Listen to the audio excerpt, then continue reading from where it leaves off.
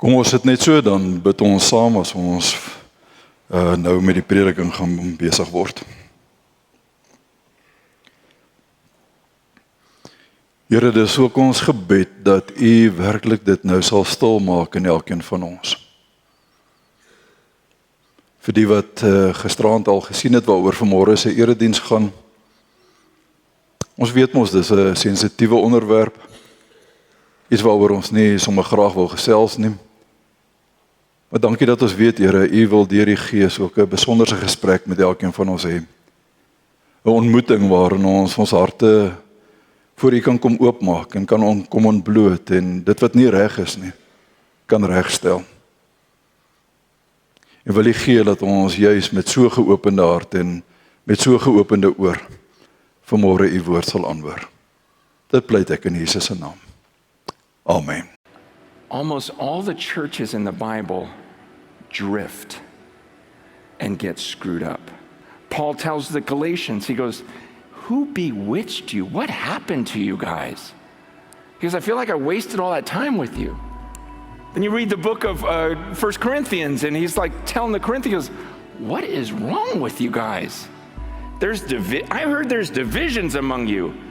He goes, like some are saying, I follow this guy and this guy, this guy. He goes, was I crucified for you? Why are you following me?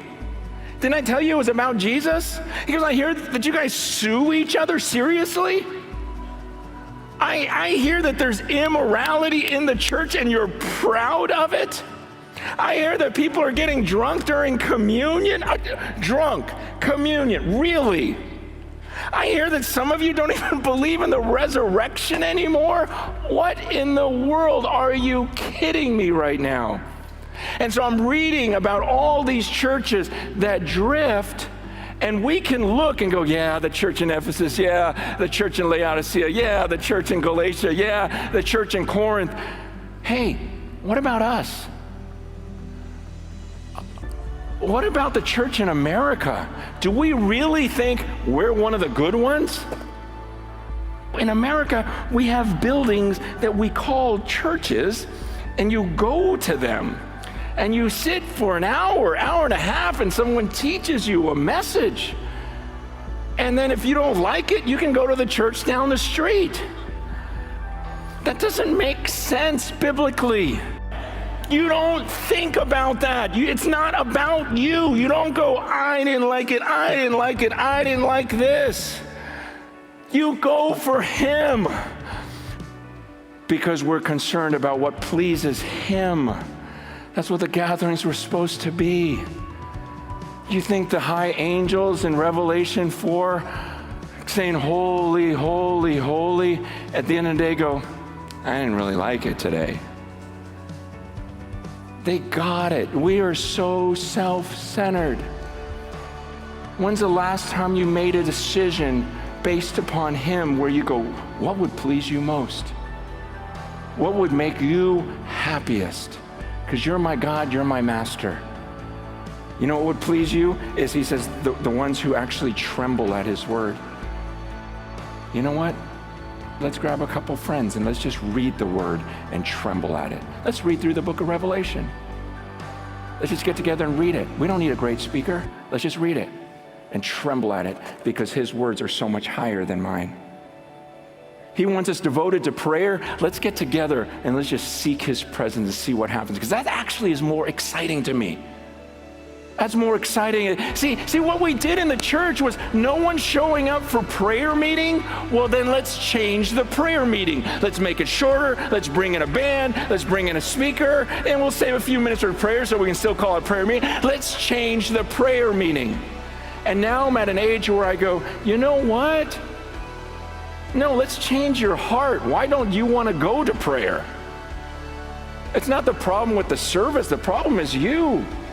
Do you not understand who He is? Do you not understand the price that was paid so that I can come into His presence and I'm talking to the one that's keeping us all alive right now? And He can change everything. How is that not exciting to you? Something's wrong with you. Nothing's wrong with the prayer meeting. I think we'd be blown away if we simplified and went back to early church. Don't you read about Acts 2 and go, oh, I wish I lived there. where they just devoted themselves to the apostles' teaching, to prayer, to the fellowship, and the breaking of bread. We have an opportunity right now at this time in history. I am so pumped about it. But it's time to change the church and say, you know what? Enough of this consumer garbage. I'm going to devote myself to these things because I think it's going to actually become better as we strip away all these things we think we need. Ek het al 'n paar ontstellende video's in my lewe gekyk, maar hierdie een ontstel my amper die meeste.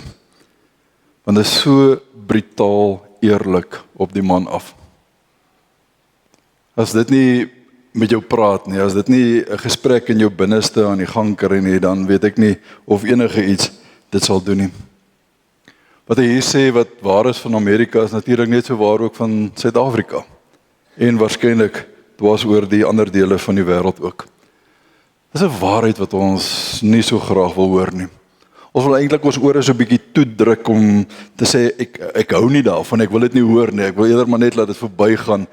Dit pas my nie lekker om hierdie waarheid te hoor nie. Maar geliefdes, ek dink dis waar ons geloofsreis dalk so 'n bietjie moeiliker word. Wanneer ons eerlik voor moeilike probleme en vraagstukke te staan kom. Ook by dit wat ek nie wil hoor nie. Ook dit wat my nie pas nie. Ook dit wat nie vir my lekker is om te hoor nie. Dat die Heilige Gees ook ten opsigte van dit 'n indringende gesprek met elkeen van ons vanoggend wil hê. En dis my gebed dat jy ook in hierdie gesindheid vanmôre hierdie res van die preek sal hoor. Dat dit is die Heilige Gees wat sê, kom ons gesels vir 'n slag eerlik met mekaar oor hoe jy jouself in die kerk van ons Here Jesus Christus sien. Ons het verlede keer, toe ek nou begin het met die tema, sal onthou die groter tema vir hierdie jaar van my kant af is die kerk. Kan ons asseblief weer oor en voor begin? Kan ons asseblief teruggaan na back to basics, daai hele gedagte van Handelinge 2 waarmee hy geëindig het, hoe die vroeë kerk begin. Ek gaan uit die aard van die saak in die jaar meer en meer ook daaraan aandag gee. En ons het vir mekaar in die heel eerste preek gesê, die eerste ding wat ek en jy moet leer van die kerk is, Christus is die koning van die kerk. Hy is die hoof van die kerk, Kolossense 1 vers 15. En ons het die voorreg om deel van sy liggaam hier op aarde uit te maak. Al die beelde daar in 1 Korintiërs wat vir ons iets daarvan vertel van, ek maak 'n deeltjie van sy kerk uit, van sy liggaam uit, maar ek is nie die liggaam nie, ek is nie die kerk nie, dit gaan nie oor my nie. Dit is sy liggaam, dit is sy kerk. En ons het verlede keer gehoor, die samebindende faktor hoe hierdie liggaam aan mekaar gehou word, soos wat die senuwese, die senings en die spiere jou liggaam aan mekaar hou, is die liefde. Ons het by 2 groot tekste stil gestaan, Johannes 13 vers 34 en 35, waar ons gehoor het, julle moet mekaar lief hê. Die gebod wat die Here vir ons gee. Ek gee julle 'n nuwe gebod, julle moet mekaar lief hê. En dan sê hy dit 'n tweede keer, soos wat ek julle liefhet, so moet julle mekaar lief hê. En dan sê Paulus in Kolossense 3 vers 14, bo dit alles moet julle mekaar lief hê, want dit is die band wat julle tot 'n volmaakte eenheid saambind. So ons het hierdie 2 groot tekste gehad om te hoor, dis wat ons saambind. Dis wat ons kerk maak, ons liefde vir mekaar. Trouwens vers 35 van Johannes 13 sê mos, dat as julle mekaar liefhet, dan sal die wêreld daar buite kan sien dat julle my kerk is, dat julle my volgelinge is, dat julle my disippels is. Dis die vertrekpunt gewees, ons liefde vir mekaar. Vanmôre staan ons by 'n tweede waarheid stil, oor die kerk van ons Here. En jy gaan dalk moeg word vir my in hierdie jaar, maar ek gaan dit oor en oor en oor sê, ek en jy moet onthou, dit is die Here se kerk. Dis nie my kerkie, dis nie ons kerkie, dis die Here se kerk, waarvan ek en jy 'n deel kan wees. Daarom moet my vraag altyd wees, wat wil die Here vir sy kerk? Hoe wil die Here hê moet sy kerk werk? Hoe wil die Here hê moet sy kerk funksioneer? Hoe wil die Here kerk hê? En nie, hoe wil ek? Wat pas my en wat pas my nie? En dit bring my uiteindelik mos by ons tema van vanmôre wat jy nou al oor en oor gehoor het, dit gaan nie oor my nie. Dit gaan nie oor jou nie. Dit gaan nie oor ons in die eerste plek as dit kom by kerk nie. Dit gaan altyd en allereers oor God, wat in Christus Jesus oor sy kerk regeer. Oor die Engels sê dit so mooi, en ek gaan dit nou maar 'n paar keer in die Engels gebruik vanmôre. Jy het dit sommer daar aan die begin ook gesien. It's not about me. It's not about you. Dit gaan oor God. En iewers moet ek en jy hierdie boodskap maar weer 'n keer hoor van it's not about me. Dit gaan nie oor my as dit by die kerk kom nie. Ek het in my voorbereiding vir hierdie preek het ek nogal probeer dink in die amper 31, 32 jaar wat ek nou dominee is, hoeveel klagtebriefies ek van lidmate al gekry het. Briewe wat vir die kerkraad geskryf is, briewe wat persoonlik vir my gestuur is en in my posbus gegooi is, briewe wat later elektronies per e-pos gestuur is, WhatsApps wat ek gekry het. En ek het daarmee saamgewonder, hoeveel van hulle, as ek nou my gedagtes moet probeer terugdink, hoeveel van hulle het regtig gegaan oor die eer van God wat op een of ander manier aangetast is? Of oor die welwese van die kerk wat geraak is? En jy kan nou eintlik mos maar vir jouself dink, dit was die minimum. As daar 5 was dit baie. Maar die ontelbare hoeveelheid briewe wat ek in my 30 jaar gekry het oor klagtes, het oor my eie nikke en grille gegaan. Dominee, die sitplekke is te hard, kan ons nie asseblief kussings kry nie. Dominee, dis te warm in die kerk, kan ons nie asseblief aircons kry nie. Dominee, die jeug het nou alweer aangejaag, hulle raas so verskriklik op 'n Vrydag aand as daar 'n funksie is. Dominee, die kinders in die kerk is stout. Dominee dit, dominee dat, dominee dit, dominee dat. En elkeen van hierdie wat het oor my gegaan. Ek is ongemaklik, ek is nie gevind nie, ek is nie gehoor nie, ek is ontevrede, ek is ongemaklik, ek, my. En jy weet mos nou waarvan ek vanmôre praat, ons sit nou nie op 'n eiland waarvan praat jy nou vanmôre nie. Dis hoe dit gaan in die kerk van ons Here Jesus Christus. Ons leef ongelukkig in 'n, kan ek dit noem, weer die Engels noem, 'n consumer wêreld. In 'n wêreld waarin die verbruiker, dit moet om hom gaan, 'n verbruikersmentaliteit het. Van as ek nie gelukkig is nie, dan loop ek. As dit my nie pas nie, dan loop ek. As ek ongelukkig nie goed gehanteer word of goeie diens kry nie, dan vat ek my goed en ek loop. En dit gebeur nie net buite in die wêreld nie, die kerk is nie uitgesluit hierin nie. As ek nie van die dominee se manier van preek hou nie, dan gaan soek ek vir my ander gemeente.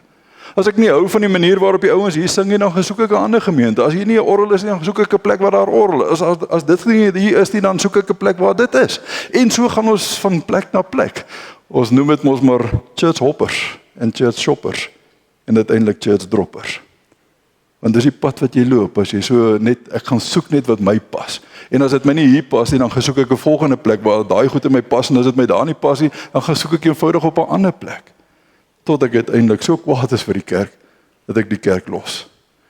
As hulle nou aanhou om dit op hierdie manier te doen, dan los ek eenvoudig net die kerk, en dan gaan ek nie meer kerk toe nie. So kom ons vra mekaar vanmôre reguit hierdie vraag. Dink jy die Here sou tevrede gewees het met jou verskoning en met jou redes, as jy net sê, weet jy, dit pas my nou nie. Dis nou nie vir my lekker nie, dis nou nie vir my gemaklik nie.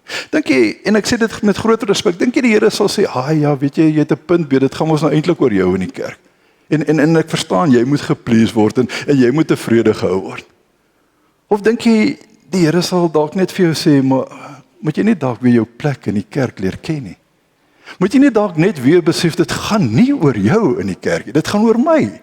En alles wat jy doen in die kerk gaan nie oor jou nie, maar dit gaan oor my. Dit gaan oor om vir my te verheerlik, om vir my die eer te gee, om my te dien, om my naam groot te maak. Nie vir jou gerief en jou gemak en jou behoeftes nie. Ek wonder hoeveel van ons sal moes omgedraai het voor die Here en gesê het, ek het my rieme styf geloof, want ek het gedink ek kan hom beïndruk met my flou verskonings en my flou redes. Maar hy is die lewende God. Hy is die koning van die kerk, voor wie ons op ons knieë moet staan en sê, heilig, heilig, heilig is die Here. Soos wat ou Francis Kaan so mooi in sy video sê, het jy nou vir 'n oomblik gedink, dat een van daai miljoen engele wat die heeltyd sing, heilig, heilig, heilig is die Here, nou daar sal wegloop en sê, ek het dit nou nie lekker gelaik vandag nie. Dis nou nie vir my gewees nie. Nee, want hulle weet oor wie dit gaan. Hulle weet dit gaan oor die koning van die heelal, vir wie hulle al die lof en die aanbidding bring. Dit gaan nie oor my nie. Dit gaan oor die Here. So kom ons staan by 'n paar tekste stil, jy hoef nou nie eers daarby oop te maak nie, want ek gaan maar vinnig deur hulle hardloop, maar skryf dit maar neer, so kan jy rustig daar gaan lees. Kom ons kyk nou 'n paar tekste van ouens in die Bybel wat dit reg gekry het. Wat verstaan dit gaan nie oor my nie. Wat verstaan dit, alles wat ek doen, doen ek vir die Here. Dis sy eer, dis sy kerk, dis sy koninkryk wat ek dien. En ons begin sommer by Johannes die Doper. Nog voordat die Here met sy werk begin, is Johannes die Doper op die toneel. En dan is hy besig om mense te doop daar by die Jordaanrivier, en dan kom almos daai groot afvaardiging van hoëkoppe van die tempel af en sê vir ons, wie is jy? En is jy die Messias, is jy Elia of is jy die profeet? Want hoe doop jy nou hierdie ouens? En dan is Johannes baie vinnig om te sê, nee, ek is nie die Messias nie. Ek is ook nie eers Elia nie, ek is ook nie eers die profeet nie. Maar wie is jy dan? Hoekom doop jy mense? En dan is Johannes se antwoord, as hy vir hulle sê, ek is maar net die wegbereider. Ek is die een wat die pad moet kom gereed maak vir hom wat na my kom. En dan kom hierdie groot woorde in Johannes 1 vers 27 as hy sê, en hy wat na my kom, weet jy, ek is nie eers werd om sy skoene los te maak nie. In die 2020 vertaling word dit so mooi gesê, die een wat na my kom, ek is nie eers werd om die riempies van sy sandale los te maak nie. Johannes het geweet met wie hy te doen. Hy het geweet wie se werk is hy besig om voor te berei. En so eentjie verder in Johannes 3, dan is daar daai groot commotion by die Jordaanrivier weer eens, en Johannes is hier besig om 'n klompie mense te doop, en so 'n bietjie verder is Jesus en sy disippels besig, en nou is daar skielik 'n skare daar. Daar's nou 'n klomp mense daar, nou hardloop iemand na Johannes toe en sê, Johannes, hier's moeilikheid. Daai man van wie jy gepraat het, Jesus, hy's nou besig om baie meer mense te doop as wat jy doop. En dan sit Johannes mos so eintlik so nakies om te sê, eintlik was dit nie Jesus wat gedoop het nie, maar sy disippels, net so terloops. Jesus het nooit gedoop nie. En dan antwoord Johannes hierdie manne in vers 29 as hy sê, die bruidegom is die een aan wie die bruid behoort. Maar die vriend van die bruidegom, dan verwys hy nou na homself, staan en luister of hy kom. En hy is baie bly as hy die stem van die bruidegom hoor. Daarom is ek nou met blydskap vervul, vers 30. Hy moet meer word en ek moet minder. O, Johannes het dit gekry. Johannes het dit verstaan, dit gaan nie oor hom nie. Johannes het nêrens 'n sweempie van 'n gedagte gehad, maar ek moet dan ook erkenning kry. Dit moet dan ook oor my gaan. Here, ek het al hierdie goed vir u gedoen en nou loop almal agter u aan. Hoor net ook my hart. Nee, Johannes niks daarvan nie. Hy is die vriend van die bruidegom wat wag dat die bruidegom moet kom, en as hy kom, is hy met blydskap vervul. En sê hy moet meer word en ek moet minder word. Hy is die een oor wie dit gaan. Ons kan na Petrus toe gaan. Petrus op die dag as die Heilige Gees uitgestort word op Pinksterdag, kom daar 3000 mense tot geloof, en net kort daarna dan maak hy 'n man wat vir baie jare verlam was gesond, en dan daag die hoofpriester in sy Joodse raad om vir hom en vir Johannes voor die raad en sê vir ons, hoe kry jy dit reg? In wie se naam en in watter krag het jy nou hierdie man gesond gemaak? Hoor nou Petrus se antwoord aan Handelinge 4 vers 10. Julle almal en die hele volk Israel moet weet dat dit in die naam van Jesus Christus is dat hy hier gesond voor julle staan. Trouwens, dis hoe hy ook hierdie man genees. Hy sê vir hom, kyk vir my. Ek het nie kos nie, en ek het nie geld nie, en ek het nie klere, en ek het niks wat jy eintlik bedel nie. Maar dit wat ek het, kan ek vir jou gee. En dan sê hy, in die naam van Jesus Christus staan op en loop.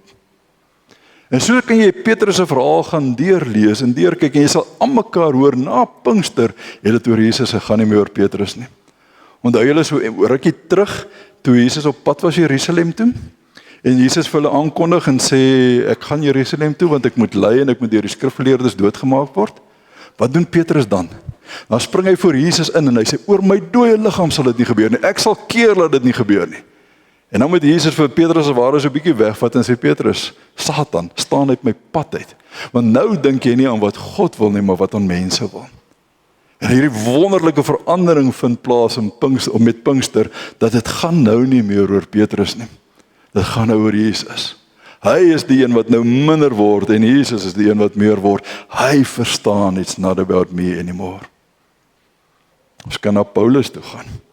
Elke keer as jy Paulus hoor, as hy sy saak moet verdedig voor een of ander groep, dan gebruik hy daai geleentheid nie om oor homself te praat nie. Nie te kerm en te kla oor alles wat hom nou sleg gemaak het, sleg behandel is en al die sleg wat hom oorgekom het nie. Hy gebruik elke geleentheid om oor Jesus te getuig. Of hy voor die Joodse raad verskyn, of hy voor Felix is, of hy voor Festus is, of hy voor koning Agrippa is, of hy voor die keiser is, wat ons nou nie weet presies wat het daar gebeur nie, maar waar hy ook al was, het hy geleentheid gebruik om oor Jesus te praat en oor Jesus te getuig. En op 'n dag daar in Filippi, word hy en Silas in die tronk gegooi, want die ouens was kwaad vir hom, omdat hy oor Jesus praat, en dan voor hulle hom in die tronk gooi, hulle in die tronk gooi, dan slat hulle eers fyn flenters, letterlik hulle rugge in stukke. En dan word hulle in die tronk gegooi, ons hoor in die binneste van die binneste, met ander woorde, daar waar dit pikdonker is, daar is nie 'n liggie nie, daar is niks nie, en hulle word selfs in voetboeie gebind. Nou vriende, jy wil nie weet, hoe moes dit gewees het nie. Hulle het jou voete so in 'n houtblok vasgesit, hulle het jou so in 'n 90 grade posisie gesit, daai stikkende rug van jou het hulle teen die muur vasgedruk. En dan het hulle daai voetboeie daar voor vasgesit, jy kon nie beweeg nie, jou voete was so vas, dat jy nie eers net jou rug bietjie kon skuif nie. Nou kan jy vir jouself indink, sulke stikkende geslaane rug teen 'n muur, hoe ongemaklik, hoe seer, hoe sleg dit moes wees. Maar wat lees ons in Handelinge 16? Ons hoor, nadat hulle baie geslaan is hulle in die tronk gegooi, en die bewaarder het opdrag gekry om hulle streng te bewaar. Op hierdie bevel het hulle in die binneste sel gaan toesluit en hulle voete in 'n houtblok vasgeklem. En nou hoor ons in vers 25. Teen middernag was Paulus en Silas besig om te bid en tot lof van God te sing. Kom ek wees eerlik. Sou ons dit gedoen het? Sou ek gesê het, Here, dit gaan oor U en U alleen en my rug kan nou maar hoe stikkend geslaan wees, ek kan nou hoe flenters wees, ek kan hoe onregverdig behandel wees, dit gaan oor U? Of sou ons maar 'n bietjie gekerm het? En sou ons 'n bietjie gekla het en sou ons ouens wou gesoe het omdat ons onregverdig behandel is? Paulus hulle sing tot eer van die Here. Hulle bid en op die koop toe gee die tronkbewaarder nog sy lewe ook vir die Here en word hy en sy hele gesin gedoop. En trouwens, jy kan so deur al die apostels gaan, jy kan deur al die Bybelskrywers gaan, hulle het dit iewers gekry. It's not about me. Dit gaan nie oor my nie. Dit gaan oor Jesus Christus, die koning en die hoof van die kerk. Trouwens, die enigste wat dit nie gekry het nie, en jy ken daai verhaal, is Judas. Judas wat gesê het, ek kan nie saam met hierdie ou gaan nie, my wil moet hier gebeur. Ek wil hê, hy moet hierdie tipe Messias wees, en hierdie pad wat hy nou wil loop, dit pas my nie lekker nie, en daarom sal ek 'n einde aan hierdie pad probeer maak, en jy weet wat het hy alles gedoen, en jy weet wat sy uiteinde was. Wanneer dit oor my gaan, en nie meer oor die Here gaan nie, is die gevolge dikwels katastrofies. Judas was die een ou, wat dit nie gekry het van, it's not about me nie. Hy wou so graag gehad het, dit wat hy wou gehad het van die Messias, moes uiteindelik gebeur, en dit het 'n ongelooflike slegte naderdraai gehad. So vriende, waar dink jy dit in die kerk verkeerd geloop?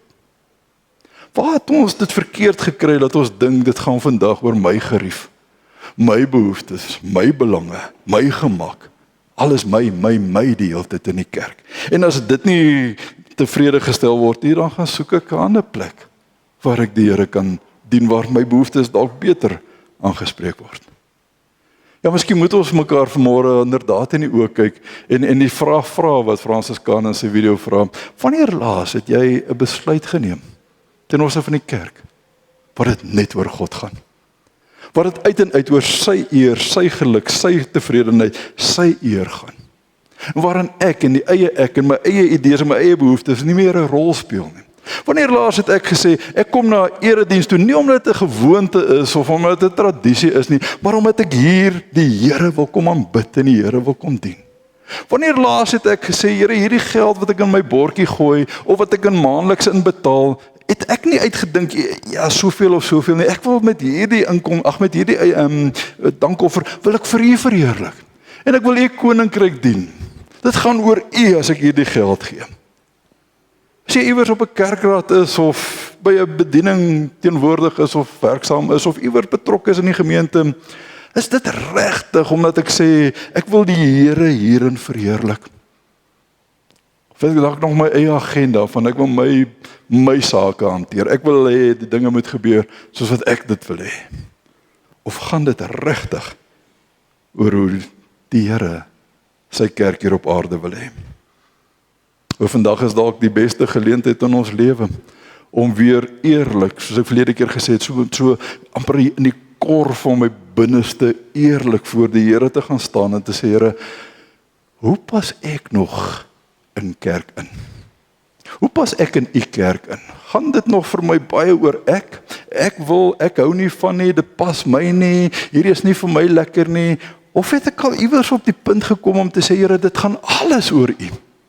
Ek wil alles vir u gee. Ek wil in elke besluit wat ek maak ten opsigte van die kerk, wil ek u verheerlik. Wil ek hê u moet glimlag daaroor, u eer is gedien daardeur. Ek dink ons sukkel om by daai punt uit te kom. Want ons is so vasgevang in hierdie consumer mentaliteit van die eeu en tyd waarin ons lewe, dat dit maar rondom my moet draai. Maar geliefdes, jy moet vanmôre hoor, as jy op daai punt kom om te sê, Here, dit gaan alles oor u. Dan moet jy ook weet, hy vra ook alles van jou. Dan wil hy ook alles van jou hê. Nie net, ek gee nou maar net 'n bietjie nie. Dit gaan nou wel oor u, maar ek gee nou maar net 'n bietjie daarvan, die res is nog steeds myne. Nee, dan vra hy alles. Lukas 9:23, as die Here sê, weet jy, as jy agter my wil aankom, as jy my kerk wil wees, as jy my disipel wil wees, dan moet jy aan jouself sterf. Jy moet jou kruis opneem en jy moet my volg. Jy kan nie net halfpad dit doen nie. Jy sterf aan jouself en jy volg my met jou kruis.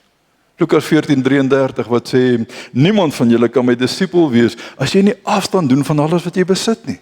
Nou moet hulle nie letterlik iemand alles gaan verkoop en weggee nie. Dit gaan daaroor dat ek nie meer basis van my eie besittings het. Ek nie vashou en knyp en sê dis myne nie. Maar dat ek kan sê, Here, ook alles wat ek besit is u sinne en dis in u diens.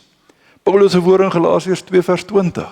As Paulus sê, ek is saam met Christus gekruisig en daarom is dit nie meer ek wat lewe nie, maar Christus wat in my lewe.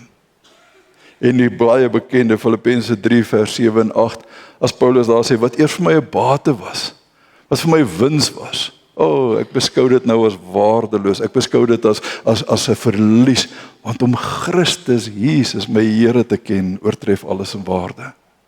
Ja, die Here vra ook alles, as ek bereid is om alles te gee. Mag ek en jy volgende keer uitloop, en mag ons hierdie woorde oor en oor gaan sê, totdat die iewers begin vashak, en ons het regtig begin glo en begin leef. It's not about me. Dit gaan nie oor my nie. Dit gaan nie oor jou nie.